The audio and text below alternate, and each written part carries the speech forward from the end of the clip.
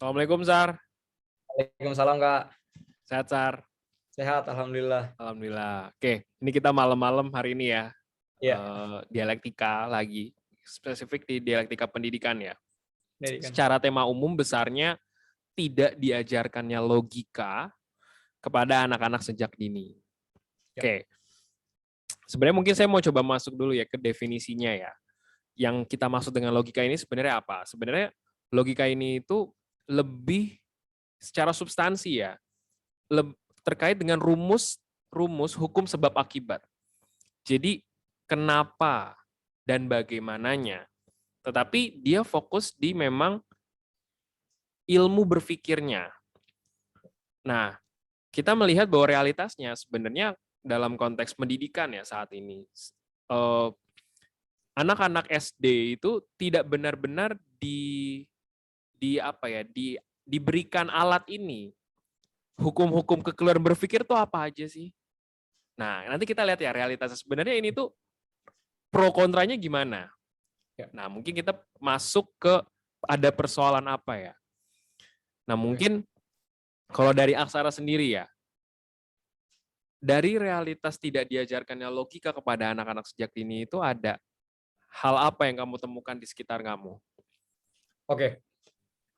Menurut saya ada beberapa yang saya temukan gitu, atau saya sendiri bahkan mengalaminya gitu. Misalnya kita tuh cenderung take it for granted untuk rumus-rumus yang diajarkan gitu, Kak. Jadi kita tidak mempertanyakan ulang misalnya. Eh, kalau kalau sampai SMP pun saya merasakan itu gitu. Misalnya rumus tekanan itu F per A, ya kan, pressure sama dengan force per alas gitu. Saya memahaminya gitu. Tapi apa namanya? Kecenderungan kita adalah hanya untuk hafal rumus itu gitu.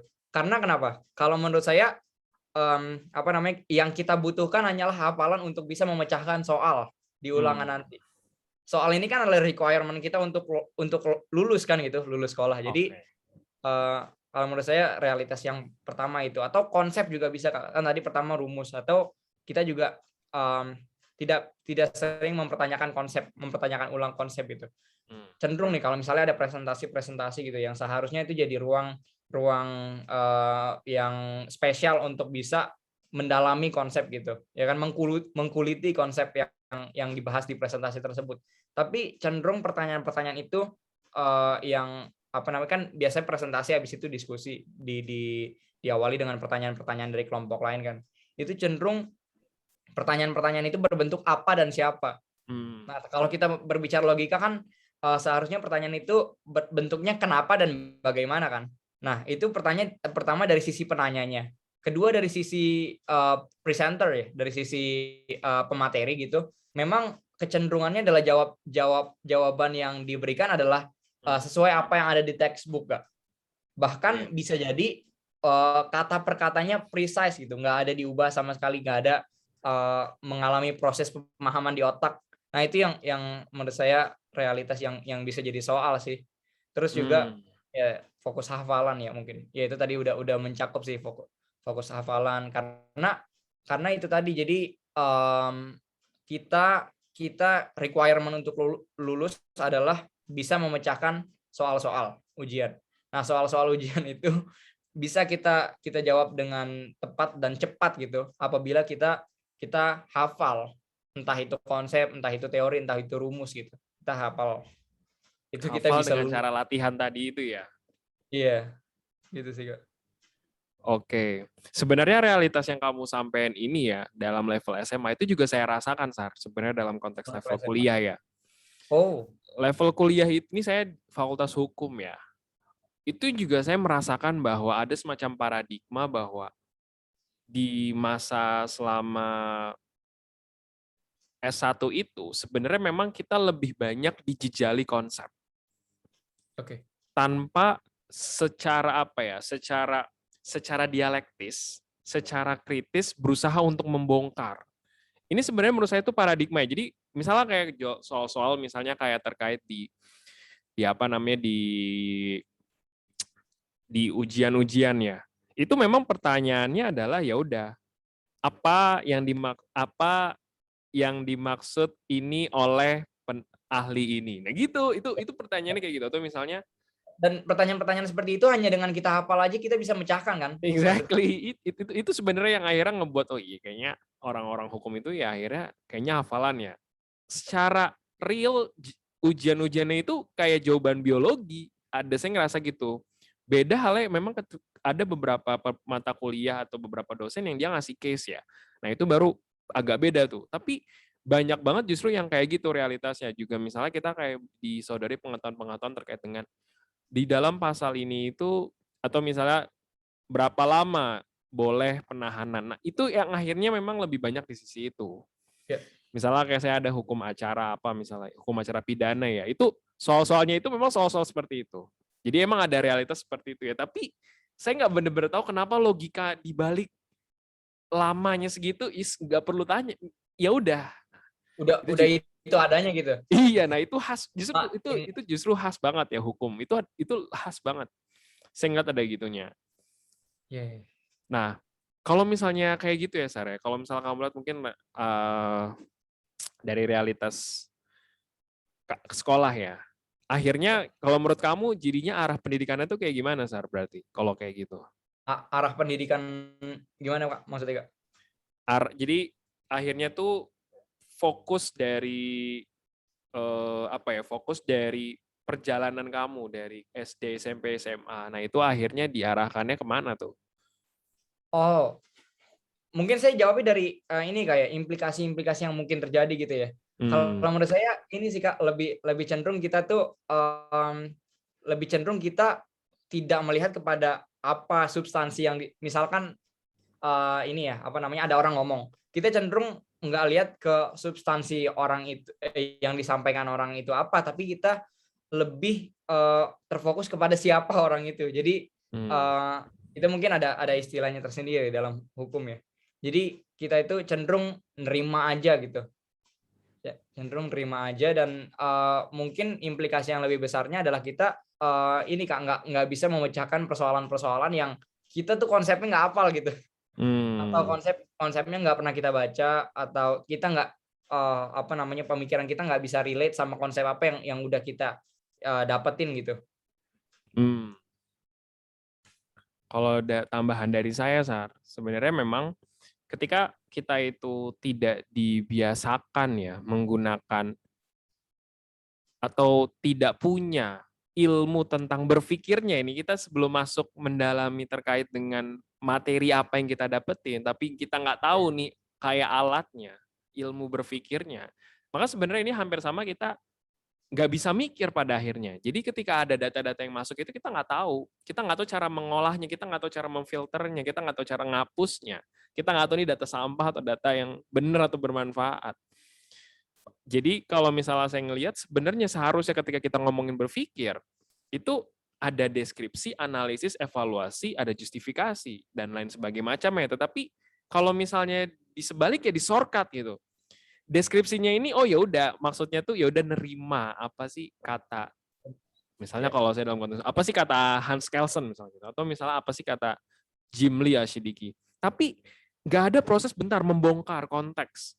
Kenapa ya hukum sebab akibatnya itu loh, kenapa akhirnya Jim Lee itu bisa ngomong gini, apa bener atau enggak misalnya gitu. Nah ini ini sebenarnya proses yang sebenarnya bener apa enggak, kenapa bisa gitu, itu menurut saya itu proses yang memang jarang banget ya. Saya juga dulu merasakan banget waktu SMP, SMA, SMP, SMA sama SD ya. Itu benar-benar berasa banget. Nah, mungkin kalau misalnya dari sini ya, Sar, kita bisa ngambil analogi kayak apa ya mungkin, Sar? Analoginya ya. Kalau menurut saya ini sih Kak, mesin pembuat kue. Jadi kita apa namanya, input-input yang kita dapat ini kita tergantung cara kita mengolahnya gimana. Tadi kalau misalnya dibilang ini tuh kita mempertanyakan ulang nggak sih, kita mengkritisi nggak sih, kenapa konsep ini bisa gitu, kenapa kata si Agus Kom kayak gini, kenapa kata si Hans Kelsen kayak gini, itu bisa dianalogikan sebagai mesin pembuat kue mungkin Kak. Nah nanti dengan yang pertama ada input, mungkin tadi berupa ini ya, berupa hafalan-hafalan konsep, terus kita tadi tergantung gimana cara kita ngolahnya, itu dianalogikan ini tadi memakai mesin pembuat kue, terus itu menghasilkan input yang bagaimana. Mungkin gitu Kak, kalau dari saya. Iya, sebenarnya hampir sama kalau kita ngomongin kamera ya, Sar. Proses kualitas kamera itu sebenarnya ada proses alat berpikir kita. Salah satunya yang paling basic itu ada logika. Nah, yang kita lupa adalah, kalau saya ngeliat ya dalam sistem pendidikan sekarang ya, itu adalah ya udah masuk aja kuenya gitu, atau masuk aja kayak foto tangkepannya masuk aja gitu. Tapi bentar, ini kita tuh pakai kamera DSLR yang harga berapa nih? Nah, itu Oke. nggak di-upgrade. Terus Oke. pakai settingan yang gimana nih? Akhirnya ya udah gambarnya pecah-pecah. Misalnya kayak kita gini, ini kan kita awalnya Oh, kameranya oke. juga jelek misalnya. Ya itu Itu saya kan ngerti. itu kan berpengaruh. Nah, cara mengupgrade-nya itu adalah kita mengequip atau mempelajari atau membekali diri kita dengan ya tadi itu alat berpikir itu. Nah, mungkin kalau misalnya saya pakai coba contoh lain, analogi lain, ini kita ngomongin masalah chef ya. Coba, beda nggak sih chef yang dia itu sekolah masak sama yang dia tuh cuma lihat resep aja. Kita nggak tahu itu bisa disebut chef apa nggak ya. Bisa aja sih. Mungkin tukang masak ya. Itu kira-kira sama apa nggak, Zar? Chef yang bener-bener belajar masak sama chef yang ngapal resep doang. Iya, cuma ngafal resep. Ya beda lah. Berarti kan dia nggak bisa bikin makanan di luar dari resep yang dia punya kan, yang dia udah hafal atau dia dapet. Iya, sama dia nggak tahu logikanya. Kenapa A plus B plus C sama dengan resepnya D misalnya gitu. Iya. Nah, ketika misalnya belajar, kita tahu logikanya. Logika ini itu akhirnya kita bisa kombinasikan, kita bisa tahu habis itu kita bisa ngukur nih berapa banyak gramnya. Kan kadang kita juga kalau di resep-resep gitu kan ya udah berapa gram nih ya, 200 gram langsung. Tapi Iya. kenapanya? Nah, itu yang kita nggak benar-benar tahu. Tapi Akhirnya gini Kak, pasti level aplikasinya sangat beda. Gimana, Sar? apakah nggak bisa, misalnya tadi dari analogi chef tadi, apakah nggak bisa orang itu at first dia ini bisa masak dari resep-resep yang dia tahu aja gitu, apa yang udah dihafal. Tapi lama kelamaan semakin dia banyak semakin dia sering bikin resep-resep itu, dia mulai tahu kenapa gula tambah terigu bisa jadi ini gitu, misalnya gitu. Nah, sama kayak misalnya saya juga ngerasain sih tadi ya, ada masalah di situ bahwa kita tuh cenderung menghafal rumus gitu. Tapi saya merasakan juga bahwa yang hafalan rumus yang udah di luar kepala itu kadang bisa jadi saya olah di dalam diri saya sendiri. Misalnya gini, saya hafal bahwa rumus tekanan P sama dengan F per A, tadi udah saya sebut ya. Nah, itu kan udah hafal di luar kepala gitu, tapi hafal doang, sekedar hafal. Satu waktu saya lihat satu kejadian ini, lampu belajar saya jatuh. Lampu belajar saya jatuh karena waktu itu angin lagi banyak lah. Nah, saya tiba-tiba aja mikir gitu, kenapa ya lampu ini bisa jatuh gitu. Ternyata setelah saya lihat-lihat lagi, itu lampu belajar saya itu alasnya memang kecil Kak. Jadi yang tumpuan dia ke meja itu kecil. Nah, itu saya bisa nyambungin bahwa rumus P sama dengan F per A itu artinya jika A lebih kecil maka tekanan akan lebih besar gitu. Nah, jadi artinya prosesnya adalah pertama kita hafal di luar kepala. Nah, setelah hafal itu kita di dalam diri ada proses mencerna secara mandiri gitu Kak. Atau bukan mencerna ya, lebih mendalami gitu secara mandiri. Itu gimana Kak? Bisa juga kan berarti? Iya, nah kalau misalnya kayak gitu kan sebenarnya ya bagus juga. Misalnya kayak tadi konteks yang tadi barusan kamu bilang ya. Berarti kan kamu akhirnya masuk dalam on another level of understanding a concept kan. Iya. Jadi nggak cuma konsep itu dihafal, oh ya DP sama dengan F kali ya, yaudah nih. Ketika nanti ada soal, oh A-nya segini, F-nya segini, F-nya nanti mungkin dicari lagi ya, F itu sama dengan apa, nanti dari situ lah, masukin aja keluar hasil, nah itu jawabannya. Tapi kita berusaha memahami logika itu sebenarnya udah masuk tidak dalam spektrum yang kita persoalkan Bicarakan. ya. Oh, oke. Nah itu Jadi udah masuk justru realitasnya bagus. itu adalah contoh yang benernya ya Kak ya? Harusnya kayak gitu salah satu penerapannya. Terus juga terkait dengan yang Iya. tadi misalnya masak ya. Ya berarti kalau misalnya dia udah akhirnya setelah awal-awal seperti itu lalu kemudian dia akhirnya berusaha untuk membenarkan mencari lagi, itu berarti dia udah masuk dalam bagaimana mencari logika itu, Sar. Yang Iya, jadi berarti soal kan ya iya. sebenarnya nggak soal-soal juga sih, ini kan ngomongin level aplikasi ya, misalnya kayak saya nih, ya udah saya ngafalin aja yang ada apa gitu, karena ya mungkin ya tadi itu ya pasti bakal beda level aplikasinya. Oke, oke. Jadi itu memang yang kita harapkan seperti itu ya, Kak, ya? Iya, nah itu misalnya kayak konteks misalnya kayak main musik ya. Ada bedanya nggak sih orang yang sekolah musik sama yang ya udah kayak misalnya amatiran ya cuma tahu C, D, E misalnya gitu. Iya, iya. Orang yang C, D, E apa nggak bisa nyiptain lagu? Saya ngeliat banyak teman-teman saya sih yang itu bisa-bisa aja gitu. Cuman Kuburan band. apakah sama orang yang tahu logikanya bentar C ini tuh terdiri dari apa ya dari not-not apa aja ya gitu. Kenapa bisa C namanya atau kenapa bisa itu jadi kenapa bunyinya bisa begini gitu. Ada campuran rasa apa campuran dari not apa nih kok bisa keluarnya D itu misalnya kayak gitu-gitu. Iya, iya, iya. Terus pasti kan akan beda. Ya, itu sih. Nah, itu sih Nah, kalau Sar. kalau main musik tadi misalnya dikasih lagu yang ada chord A kres misalnya atau C mayor 7. Nah, itu lagunya jadi nggak bisa dimainin ya. Nah, itu sebenarnya pun juga sebenarnya udah hafalan ya. Tapi kalau misalnya di luar itu yang benar-benar nggak ada itunya, nah itu kan berat. Misalnya Oke. kalau kita ngelihat kayak orkestra gitu ya, itu kan yang dia lihat kan cuma not balok doang kan. Nggak ada ininya, itu not balok ada begitunya. Bacanya dari simbol itu lah mungkin. Oke. Nah itu. Nah cuma Sar, sebenarnya gini, kalau misalnya kamu ngelihatnya ya, sebenarnya kan ada juga orang-orang yang sebenarnya ya udahlah, maksudnya nggak perlu gitu-gitu banget, maksudnya nggak perlu lah kita apa namanya memasukkan itu dalam kurikulum kita. Itu ya tadi ya logika tadi itu. Nah, intermezzo tambahan, dulu tuh saya ingat banget ya.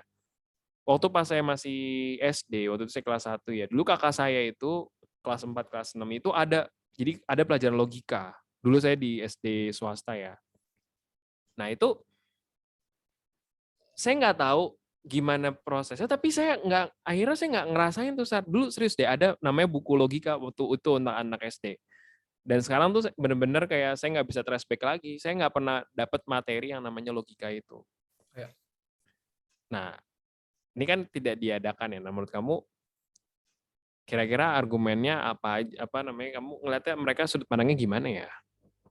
Jadi tadi pelajaran logika itu ini kayak kurang lebih materi-materinya dalam membahas kesalahan logika gitu ya. Misalnya ada contoh kasus si A ngomong ini, terus si A ngomong bahwa penyebab yang diomongin ini adalah ini gitu. Jadi terus nanti pertanyaannya di mana letak kesalahan pemikiran si A gitu. Nah, Kurang lebih kayak gitu kayak. saya juga sebenarnya nggak benar-benar tahu isinya ya. Cuma kemungkinan besar itu adalah ya tadi ada silogisme misalnya gitu. Ada kita ngomongin ada apa namanya eh, hukum-hukum atau formula-formula untuk berpikir secara logis.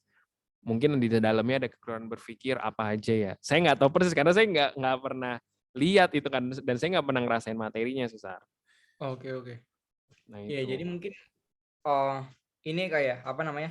Salah satu argumen bahwa pelajaran seperti itu atau apa namanya yang menitik beratkan pada upgrade logika itu mungkin yang masuk akal adalah ini Kak, apa namanya? Ini kan kita berbicara sejak usia pendidikan sejak dini ya, mungkin subjek yang tepat yang kita bicarakan di sini adalah anak-anak SD. Nah, mungkin argumen yang tepat adalah anak SD susah untuk mencerna hal-hal seperti itu, Kak. Membahas Hmm. mengenai falasi logika seseorang dan mungkin kalau misalnya kita mau upgrade logika anak-anak SD itu, dari matematika sudah cukup, Kak. Karena itu basic-nya di matematika itu kan, itu Hmm. matematika itu mengajak mengajak kita untuk bermain logika sebenarnya kan. Hmm. Dan kedua juga dari aspek guru-gurunya mungkin, Kak.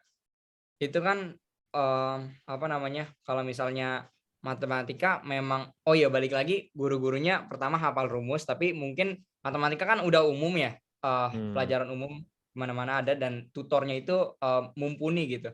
Kalau misalnya logika mungkin banyak tutor yang tidak mumpuni. Hmm. Oke. Terkait dengan argumen itu sebenarnya ada dua ya yang saya mungkin pertanyakan ya. Satu, Iya, apakah benar memang anak-anak itu tidak mampu dan apakah memang guru-guru itu tidak mampu untuk mengajarinya. Nah, ini oke. sebenarnya kita perlu cross check ya, misalnya dalam konteks anak-anak ya. Karena ini tuh sebenarnya kan ilmu alat ya. Ini tuh ilmu basic. Jadi gimana ya kayak kita misalnya gini. Ketika kita menggunakan pisau, kita kan harus tahu dulu apa ya cara menggunakan pisau. Nah, ini kita langsung pisau langsung dipakai gitu. ini tuh basic ya, dan saya mungkin kita harus ngeliat beberapa apa namanya riset psikologi pendidikan ya. Kalau misalnya kita ngelihat ya berbagai macam misalnya keahlian-keahlian ya, misalnya atlet-atlet deh. Sebenarnya hal itu sangat mungkin ya, maksudnya bisa dilatih sejak dini. Nah, ketika misalnya kita ngomongin masalah anak sejak dini, kita berarti ngomongin gimana cara ngemasnya ya. Nah, itu sih, Sar. Makanya nggak mampu itu bukan berarti nggak usah. Ya, berarti kalau misalnya mungkin belum waktunya, berarti bagaimana akhirnya kita bisa bikin secara metode ini jadi mampu. Makanya akhirnya kita menggunakan analogi-analogi yang sederhana. Kita Oke. menggunakan pendekatan-pendekatan yang memang itu bisa langsung apa namanya keterima gitu. Adjustable sama level mereka ya Kak? Misalnya anak Itu kelas 1 sebenarnya ini. salah satunya kayak Dibikin gitu. kurikulum yang memang bisa kira-kira bisa dipahami oleh mereka. Tapi ini juga mungkin harus kolaborasi sama orang psikologi kali ya Kak, kalau menurut saya ya. Karena ini menyangkut psikologi anak gitu. Ini kira-kira hal ini kalau misalnya diberikan kepada anak SD kelas 1 bakalan nyampe nggak gitu. Karena kan bahaya juga kalau misalnya mereka nggak nyampe, bisa jadi stres juga pelajaran itu, dan Mm. bisa implikasi paling buruknya diabaikan kan. Bisa, tapi iya makanya gini, sebenarnya itu nggak cuma ngomongin masalah terkait dengan ini ya, apa namanya proposal ini ya, terkait dengan logika. Orang anak-anak kecil aja dikasih soal matematika, emangnya bisa jadi kan stres juga sebenarnya. Oh, iya, Nah, iya. ini kita ngomongin masalah bentar dulu, ini tuh ngomongin masalah apa ya? Maksudnya apa kita ngomongin masalah potensi anak atau kita gimana akhirnya mengemas itu secara step by step mata pelajaran itu, yaitu sebenarnya kayak kan kelas 1 ya mungkin kita nggak langsung kali-kalian ya, 1+1 dulu, 1+2 dan lain sebagainya, mungkin kita akhirnya bisa bikin kayak gitu, tapi pasti sih Sar, dalam pembuatan materi-materi itu ya biasanya sih eh, langsung ada kayak asistensi dari psikolog-psikolog, Iya, iya, iya. umumnya seperti itu. Kak, tapi gini Kak, saya cuma mau nanya doang sih tadi yang argumen mungkin itu kan diajarkannya logika itu sudah cukup lewat matematika. Apakah itu belum cukup Kak, pelajaran matematika yang memang eh, bermain logika banget gitu? Nah, logika dalam matematika itu kita perlu bedakan logika secara umum ya. Maksudnya gini, kalau logika matematika itu adalah hukum sebab akibat yang dia itu simbolnya angka. Kalau misalnya kekeliruan berpikir, ini tuh kita deskripsikan melalui bahasa dan ini tuh realitas sosial, Sar. Misalnya Hmm. terkait dengan ad hominem ya, yang tadi kamu bilang terkait dengan nyalahin subjek. Nah ini kan nggak benar-benar ditemukan dalam matematik kan. Hmm. Kesalahan benar salahnya statement dinilai dari siapa yang menyampaikan. Misalnya ada pengemis yang menyampaikan 1+1 2. Wah ini karena pengemis nih, jadi 1+1 bukan 2. Nah itu kan sebenarnya Iya. keliru. Nah ini kan ada hal-hal yang memang itu di luar ranah matematika, dan matematika itu saya lagi bilang tadi itu dia numerik. Dia memang ada masuk logika tapi sebab akibat dalam numerik. Atau misal ketika kita ngomongin masalah eh, apa ya, misalnya kayak terkait dengan logika kekeliruan berpikir Strawman deh misalnya kayak gitu. Ketika kita menggunakan seseorang untuk dijadikan sebagai apa ya, misalnya ada seseorang menyatakan bahwa karena jadi ada Budi dan Ari, dan Budi eh, tidak apa namanya tidak apa namanya tidak setuju kebijakan terkait dengan A yang dikeluarkan oleh koperasi misalnya gitu. Akhirnya disampaikanlah karena begitu berarti koperasi ditutup aja karena tadi ada hasil dari pernyataan itu. Nah ini kan keliru kan. Akhirnya menjadikan orang yang menyatakan itu tuh apakah memang orang itu benar-benar menyatakan bahwa udah koperasi aja, koperasinya ditutup aja sekalian. Kan itu enggak. Ya, Kebayang nggak sih, maksudnya kekeliruan berpikir itu dia lebih umum ya, Sar. Dan lebih umum. banyak banget contoh-contoh yang mungkin nanti kita bisa dalamin lebih banyak ya Ya. dalam materi-materi konten-konten kita yang lainnya. Tapi ya itu, Sar, nggak cukup, Nah, cukup. Jadi sangat ada tidak hal-hal cukup. yang nggak bisa diselesaikan lewat pengetahuan matematika gitu ya, guys. Exactly, iya. Khususnya pengetahuan-pengetahuan yang dia di luar numerik ya. Setuju, setuju, setuju. Nah, itu. Nah, makanya, Sar, sebenarnya kalau dari solusi, kemungkinannya yang pertama yang kalau saya ya, mungkin nanti kamu ada tambahan. Kalau saya satu, itu adalah ya memasukkan kembali bagaimana merancang ulang mata pelajaran apapun ya, bisa itu namanya logika kayak atau ilmu berpikir kayak atau misalnya apa kayak dalam kurikulum pendidikan kita yang akhirnya ini itu memampukan anak-anak kita itu untuk tidak tadi itu tidak tidak akhirnya itu nerimo dijejali konsep tapi nggak tahu sebab akibatnya, tidak tahu akhirnya apa konteksnya, lalu kemudian upaya untuk benar nggak sih memang konsepnya memang benar gitu. Nah ini kan kita enggak. Nah tadi mungkin ya tadi ya kalau terkait dengan challenge saya tadi udah disampaikan ya, terkait dengan susah atau enggaknya ya itu tadi kita berusaha bagaimana memodifikasi itu. Nah mungkin spesifiknya ya kalau mungkin awal-awal yang saya kebayang ya kita bisa kayak ngejabarin dari berbagai macam kekeliruan berpikir, kita pahami konsepnya secara definitif, lalu kemudian dari situ kita main case-case, kita main ajak mereka itu untuk kalau ini gimana, kalau ini gimana, kalau ini benar apa enggak, kalau ini benar apa enggak, kalau ini ada cacatnya apa enggak, kalau ini ada cacatnya apa enggak. Nah, dari situ akhirnya dia mulai terbiasa untuk kalau saya ya kalau misalnya udah sering begitu, nanti ketika ketemu konsep-konsep apa, itu pasti refleksnya ada begitunya. Bentar, kok gini ya? Kok gitu ya? Kalau gini gimana? Nah, itu sebenarnya ilmu berpikir itu kayak gitu. Nah, kalau kamu ada tambahan solusi lain nggak? Ya, kalau menurut saya mungkin kalau tadi alasan untuk tidak menerapkan pelajaran tadi ya, mata pelajaran logika itu gurunya tidak mumpuni, at least kita punya perbaikan sistem atau metode pembelajaran, Kak. Kayak misalnya gini, kita kan tadi masalahnya adalah cenderung nerima konsep yang udah ada. Nah, sistem pembelajaran yang bisa overcome itu gimana? Misalnya bikin kan ini ya pembentukan kelompok itu memang udah umum sekali kan. Nah, bisa nggak sih kelompok itu dibikin pertentangan antara konsep-konsep, Kak? Misalnya konsep perubahan sosial. Si kelompok satu dia berbicara mengenai konsep atau teori konflik gitu, teori konflik perubahan sosial. Si kelompok B dia ngomongin teori siklus. Nah, nanti kelompok A dan B ini atau kelompok 1 dan 2 ini disuruh debat mengenai konsepnya masing-masing. Jadi di situ kan artinya logikanya jalan, Kak. Logikanya jalan atau bisa konsep bisa teori ya. Sebenarnya udah ada sih saya menemukan di SMA ini guru yang memang menerapkan pembelajaran itu dengan tujuan semua teori-teori itu yang ada di pembelajaran terbayang sama peserta didik mana yang lebih rasional. Kenapa bisa gitu? Nah, itu loh. Misalnya teori masuknya Islam di Indonesia, ada teori Gujarat, ada teori Persia, segala macam, ada beberapa teori yang lain lagi. Nah, itu satu kelompok itu ceritanya stand behind satu teori.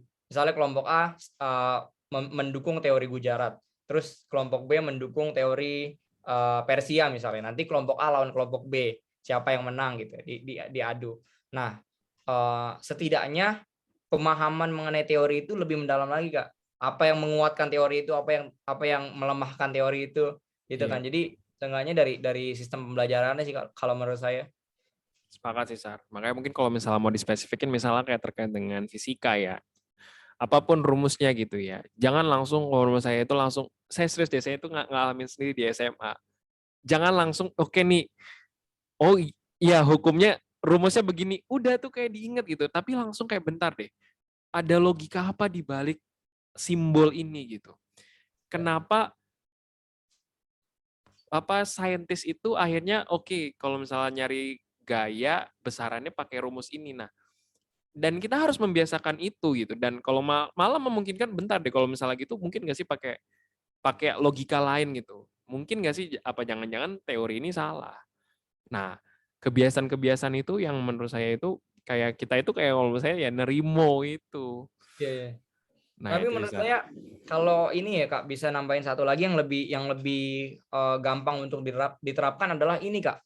Kan tadi ngomongin masalah ujian ya. Kita cenderung kenapa hafal konsep doang karena kita dengan hafal bisa lulus ujian. Nah, solusinya kalau menurut saya adalah ujiannya itu lebih difokuskan kepada case-case. Jadi Menarik. misalnya tadi teori perubahan sosial, terus ada satu contoh misalnya proklamasi kemerdekaan Indonesia merupakan contoh perubahan sosial teori apa gitu loh. Jadi kalau menurut saya kalau misalnya lebih difokuskan ke case-case itu Yap. memaksa peserta didik untuk lebih analyzing dibanding mendeskripsikan gitu ya. Tahu nggak sih sebenarnya challenge-nya case apa? Saya tuh sepakat ya Sar ya. Maksudnya memang itu tuh akhirnya memaksa kita akhirnya untuk mendeliver, menyampaikan dan juga mengelaborasi, menganalisis teori kita ke dalam case itu ya. Iya. Yang jadi soal adalah ketika ini tuh dilakukan secara masif, Sar. Nah, itu cara meriksanya itu yang PR sebenarnya kadang tuh. Coba kamu misalnya jadi guru ya. Cara meriksa.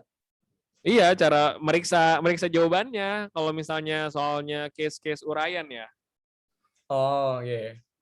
Itu yang akhirnya jadi susah dikuantifikasi. Tapi ini tuh challenge di luar ini. Tapi itu challenge yang munculnya ada salah satunya kayak gitu, Sar. Iya. Kayak emang nggak semudah itu. Tapi anyway, maksudnya kita ada kesepakatan di sisi bahwa kita nggak mau, maksudnya sistem pendidikan kita yang hanya menjejali konsep, tapi tanpa kita tahu logika di balik itu semua. Dan kita juga nggak mau tiadanya atau nggak ada ilmu alat yang kita dapetin secara formal gitu. Seenggaknya kita sepakat di situ sih, Sar. Iya. Nah, itu paling itu sih, Sar, buat tema kali Dari ini. dari dalam diri kita juga ya, Kak ya. Kita lebih mengimajinasikan realitas-realitas yang terjadi sama input yang udah kita dapat gitu. Kayak misalnya tadi yang saya jelasin mengenai P sama dengan F per A itu tiba-tiba ada lampu belajar jatuh. Terus maksudnya kita lebih menanamkan di dalam diri kita itu agar bisa kita korelasiin realitas-realitas yang kita lihat sama input-input yang udah kita dapat. Iya, benar sih, Sar. Emang kalau misalnya kita ngomongin dari sini tuh kayak gitu ya, benar. Saya sepakat sih. Dan ya tadi ya, kalau kita ngomongin sistem, ya itu. Kita ngomonginnya harus gimana ini bisa kita kita masukkan ke dalam sistem itu. Ya. Gitu sih, Sar. Oke, berarti gitu ya. Oke, Kak. Untuk tema kali ini, thank you banget, Sar. Ini malam-malam jam 10 malam. Saya makasih, Kak. Ngebahas dialektika pendidikan. Oke, Sar. Apa, jadi kita forced untuk mikir terus. Oke, Sar, gitu dulu buat hari ini. Thank you teman-teman yang udah ngedengerin. Assalamualaikum warahmatullahi wabarakatuh. Waalaikumsalam warahmatullahi wabarakatuh.